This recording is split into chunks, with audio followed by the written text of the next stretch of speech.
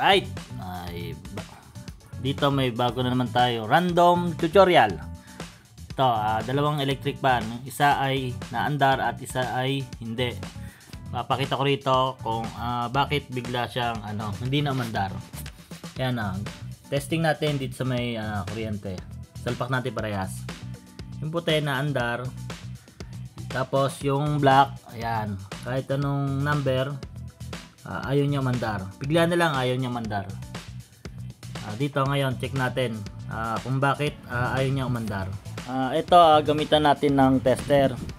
Isa to sa paraan kung paano i-verify kung sira yung thermal fuse. Yan isa sa mga paraan. Check natin yan. Bali itong electric fan na ayos. Bawat number makikita mo napalo. Ayan napalo siya. Ibig sabihin ayos to, walang problema to. Diyan natin ma-verify kung okay ang thermal fuse.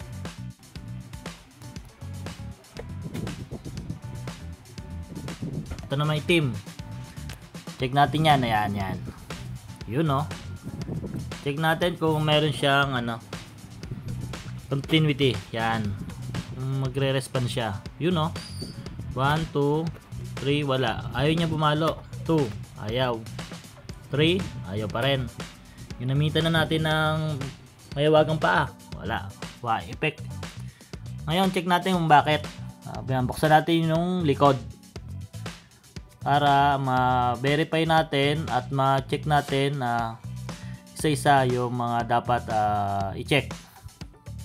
Yun ganito nga pala yung tuturo ko sa inyo kung paano yung paraan ng pag-bypass, outer bypass ng thermal fuse. Yan, buksan natin yung likod kasi dito nasa ilalim yung common wire. Diyan kasi nakalagay. Ipapakita ko sa inyo kung ano yung itsura at paano malaman kung common wire siya. Kasi doon tayo tatap ng maliit na wire papunta do sa capacitor. Yun yan. Ayan yung yung kable. Yun, yung mga wire, ayan yung mga wire. Yan. Ito, papakita ko sa inyo. Bawat wire may mga kanya-kanyang connected yan. Kung saan siya mga nakakonekta. Ngayon, kung makikita nyo, yan yung parang yung plastic na yan, tinuturo ko. Yan. Yan yung common wire. Yun yung isa, linya, nakakonect sa line 1 ng cord. Yan. Yung kulay, kulay red, nakakonecta sa line 1 cord. Tapos, yung white naman, papunta dun sa sa motor. Yan yung tinunawaan ko. Yan. Yung white, papunta dun sa motor, sa may thermal fuse. Konektado. Ngayon, ayun yung hanapin natin dito sa taas. Para hindi na tayo magdugsong na mahabang wire, papunta dun sa yun. Papunta dun sa capacitor. Yun yan. Yan tinuturo kong wire na puti. Yan yung sa common wire. Yun, yan nakakonect yan. Yan yung common wire. Yan ugutin lang natin yan, yung nilabas natin white. Tapos, ayan, buksan natin tong capacitor. Yan. Tanggalin natin yung tornilyo para madali nating mailabas yung mga wire nya. Diyan sa left and right na wire, maalin dyan, pwede nyo i-connect. Mapapansin nyo kapag na-i-connect nyo, baliktad ang ikot, ilipat nyo lang sa kabila. Yun, kuha tayo maliit na wire. Yan, white. Yan, ayun yung pang natin, pang bypass. Itap natin dyan sa may white na common wire. Yun yan, ganyan lang kasimple. Tap natin dyan para ma-verify natin kung kung mag-okay siya o hindi. Yan, tapos tap natin sa may kabilang wire ng capacitor. Ulitin ko, pagka baliktad ang ikot, ilipat nyo lang sa kabilang wire ng capacitor. para ano, mag-normal yung ikot niya. Yun. Yan no. Tapos try natin i-tester kung meron siyang ano, reflect.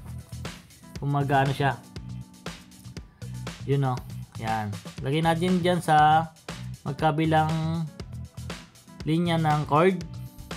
Yan, red and black, magkabila. Yan. Tingnan natin kung hahataw. Yan, kung papalo. Yan. Tapos pindutin natin yung 1. Yun oh. Pumalo na oh. 2. Ay 3 pala na pindot ko. Yan, good. Gana siya, gana. Tapos yan oh, pinindot ko yung gitna. 2. Alright. Nagana. Yun, ganun lang yung ano, yung paraan ng pag-bypass. Ginagawa lang yun ano, pag walang ugong, walang vibrate, at ano, talagang no power yung ano, yung electric fan nyo. Gagawin nyo yan pagka ganun lang nangyari. As in, walang power talaga. Ayan, try natin ngayon sa ano, mismong ano, cellphone natin sa kuryente. Yun. Ngayon, try natin kung ano nga, tatalab na. Kung gagana. Yun oh. Ganun lang kasimple oh. Tumalab na siya. Magic. Alright. Yun oh. Yun na yun. Tinaray natin yung bawat ano, number. Ayan oh. Number 3. Ayos. Winner. Nice move. Alright oh, gawa na. Ganun lang ka basic. Ayos. Kung nagustuhan nyo yung ating tutorial, pa-like and comment naman. Share nyo na rin. Don't forget to subscribe mga tropa. Maraming salamat para sa mga bago nating videos na i-upload. Konting suporta. Salamat!